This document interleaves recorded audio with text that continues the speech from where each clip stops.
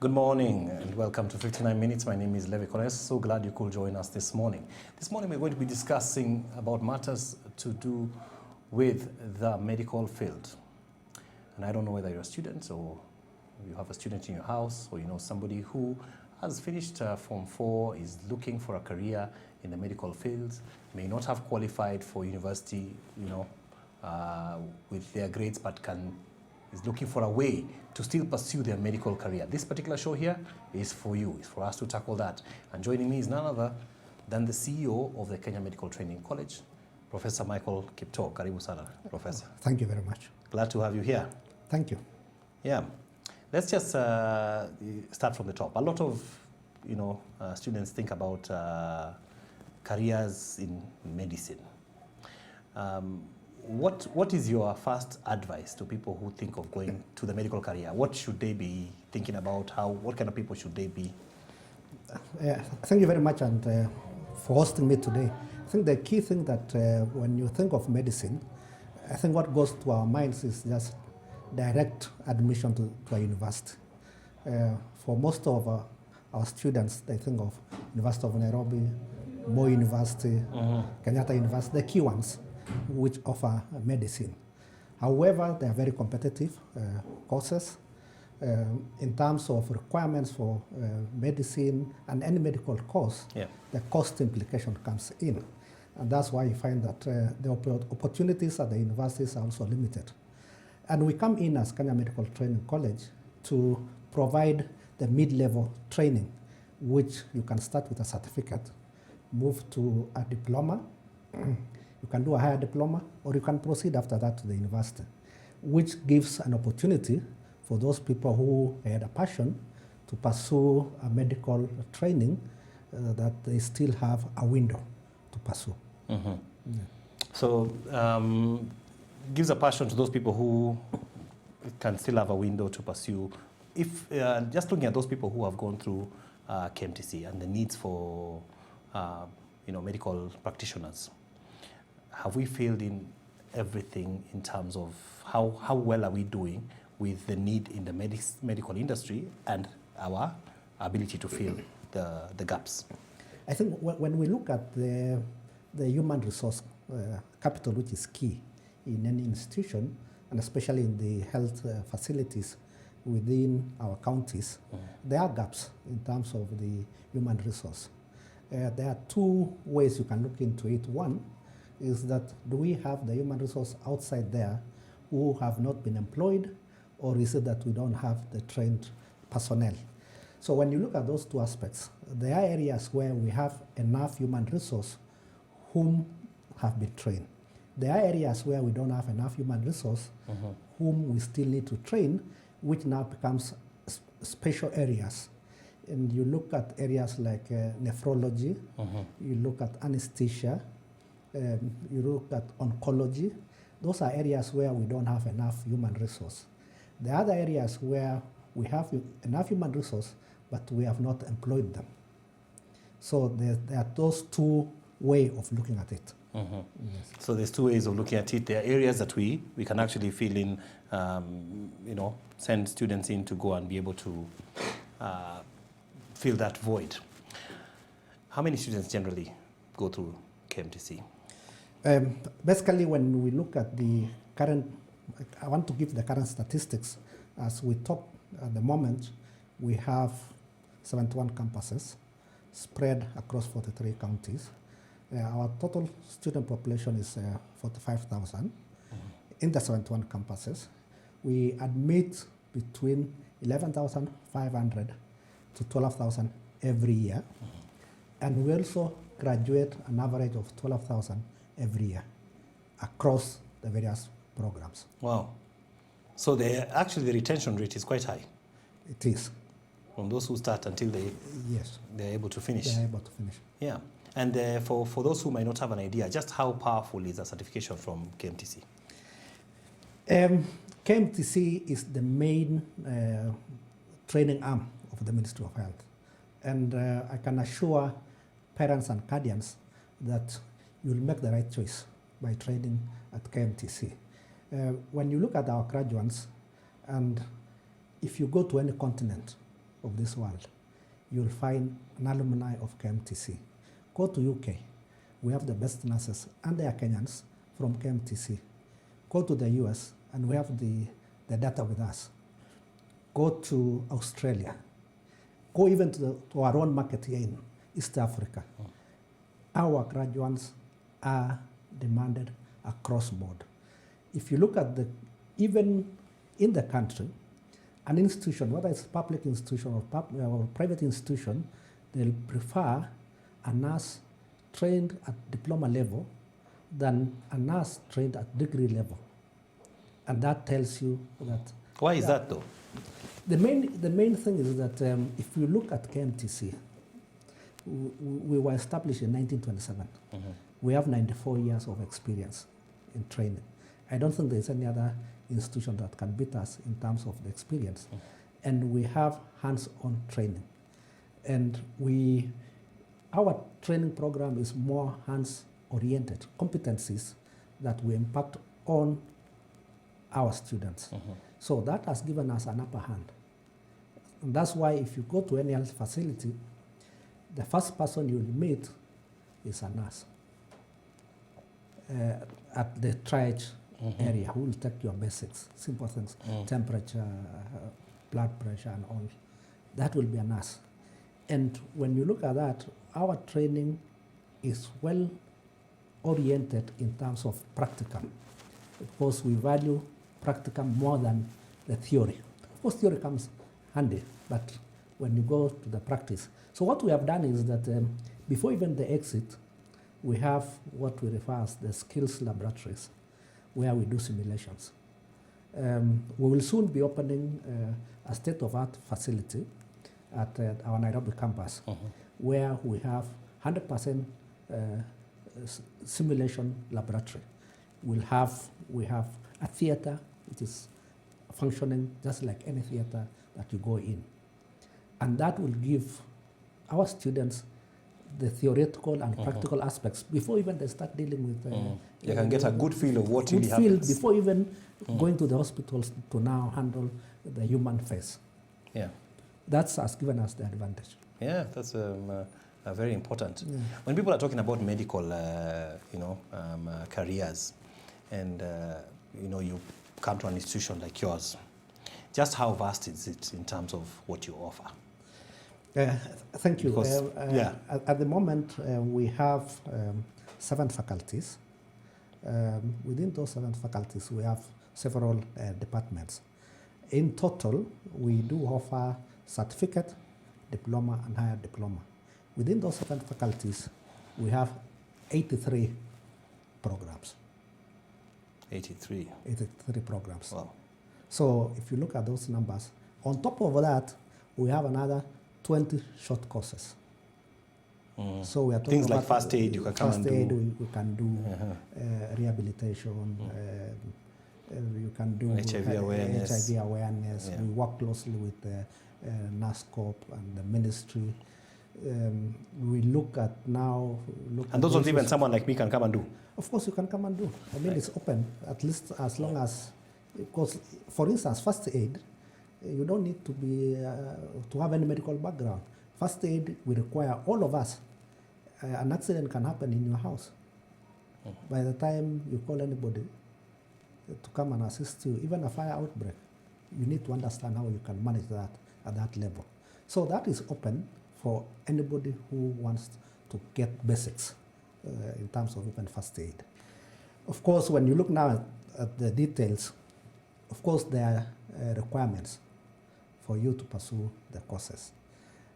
Certificate, we do admit anybody with an average of a C- qualifies to do certificate. However, we'll also look at the cluster subjects, because at the end of the day, we need also to ensure that the product that comes out... That you can handle this thing you want. The demand in the market. And again, remember that we are dealing with human life. So we must ensure again that you have the right qualification, the minimum qualifications, then we can give you the skills that you need to add to be able now to go and practice outside there.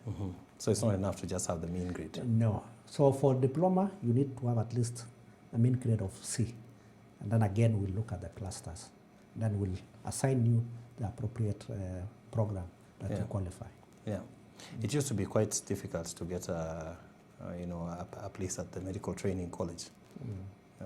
We talked earlier about long lines and people coming to Nairobi. How different has it become?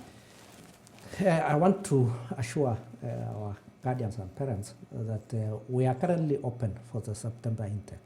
And it's good for me to take this advantage to invite all the candidates who wish to pursue a medical training. And I want to urge that it's not just a matter of going to the university. For instance, if you have a B minus, you may be called to go and do sociology. The question we want to ask ourselves is, what is the demand of sociology in the market? Are you not better off if you passed in some of the science courses to come and pursue a medical training? Now to go back to how easy it is. When I joined in KMTC as the CEO in 2018, I did an overhaul in terms of processes of admissions. I decentralized admission. It is fully automated. It is online. The prospective candidates can apply directly using a cell phone wherever they are. There is no human interface anymore. You only pay 2020 as the application fee, which you follow the steps that are already provided in our website. It's very simple steps. You key in, you upload your documents, it comes to us, we analyze, confirm that you qualify for those courses. And the beauty is that the system is put in a way that it gives you the courses that you qualify. So if you don't meet the criteria, the system will not allow you to apply. So that helps you to identify that really I qualify for these courses. So the moment you put in, we are able to issue the admission letter within a week. So you sit at the comfort of your home and you receive your admission letter, telling you where to go, your requirements, and you prepare. And that system is good. Not only does not help you know what you're not qualified for, it seems it also removes the aspect of corruption. I can assure you that no corruption. Application is free, and that's why I said there's no interface of human. You see, when you have the interface of the human, there are chances of corruption. Of course, people will come in and say, I'll be able to assist you to get an admission letter. I want to assure parents and guardians that do not pay any coin. The only money you are required is the application fee. And it is through M-Pesa, and it is well carded, and will receive those monies. Yeah. That's a very interesting thing in terms of moving forward.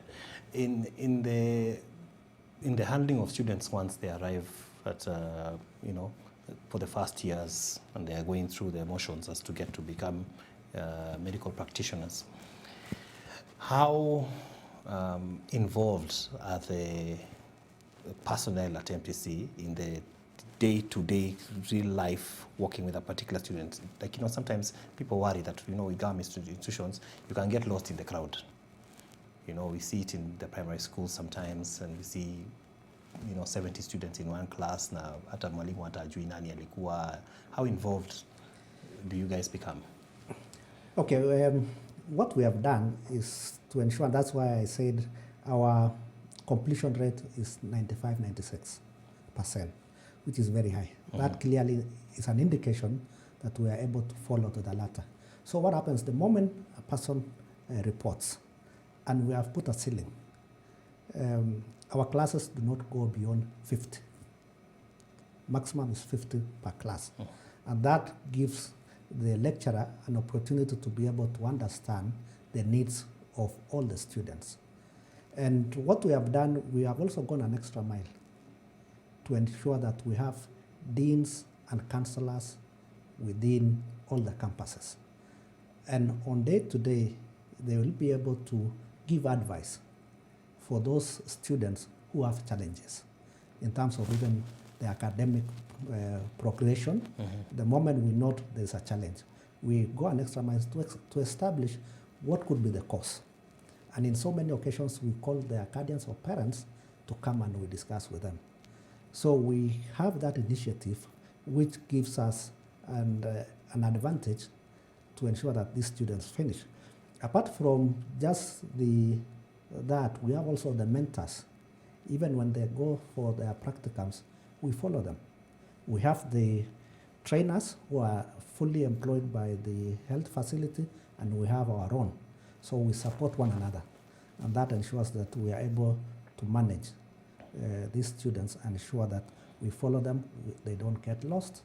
And we have quite a number of seminars on monthly basis to ensure that we bring in people from outside so that they can also give them some talks to understand what is ahead of them, how do they need to behave in such an environment.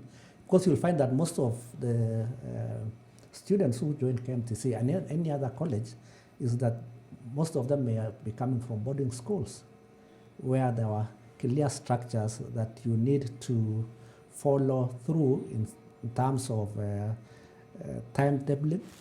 If you are not in class, it is noted. But what we have done, we also have a class register, which it is recorded by the lecturer, signed by the student class representative on daily basis. And we do monitor, and we, at the end of the semester, we analyze all those. So we know who has attended this number of hours, who has not attended, because also our structure is very clear.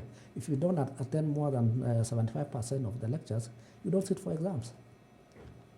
So you huwezi potelea tu.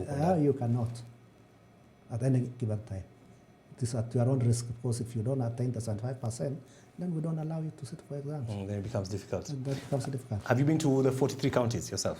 I've been to all the 43 counties. How good are the facilities all around? Are you? The facilities are all equally, because what we have done again, so that you know that whether you are in Lodwar, whether you are in Mandera, of course we have even a campus in because Mandera. there's a tendency for many people to want to say, let me come to Nairobi. If you are in Lamu, our programs are the same. We have a centralized examination system. So the exam that is done in Lamu is the same that is done in Nairobi. So it is centralized. So when you do and qualify, you qualify like anybody else. The only difference that will occur is when you look at the locality. Probably in Nairobi, you may be having better facilities, not at KMTC because they're the same, but maybe in terms of the environment, maybe different. Maybe at Kenyatta when you go there. There's a different, maybe we got Kenyatta is a level 6. But if you are in Kitale, for instance, and you go to the Trans-Nzoia Referral Hospital, you'll still get the same training that you need as a nurse. Because if it is gyna, it will be the same. If it is outpatient, it will be the same steps that you will undergo. And then you do the same exam. And then at the end of the day, all our students, if you look at nursing and clinical medicine, for them to practice, they have to do an external exam, which is coordinated by the Nursing Council of Kenya and Clinical Officers of Council. And our students, I can assure you, 97%, not even 97, 98, between 97 and 98% go through and they qualify. So clearly that tells you that in terms of quality, we are okay. All right. We'll take a quick break on that note. When we come back, we are still having a discussion with the CEO of Kenya Medical Training College, discussing on matters to do with the medical courses that they offer, and of course, urging you there at home that it's possible to pursue a medical career even if you don't qualify for the university. We'll be right back after this message. Don't go away.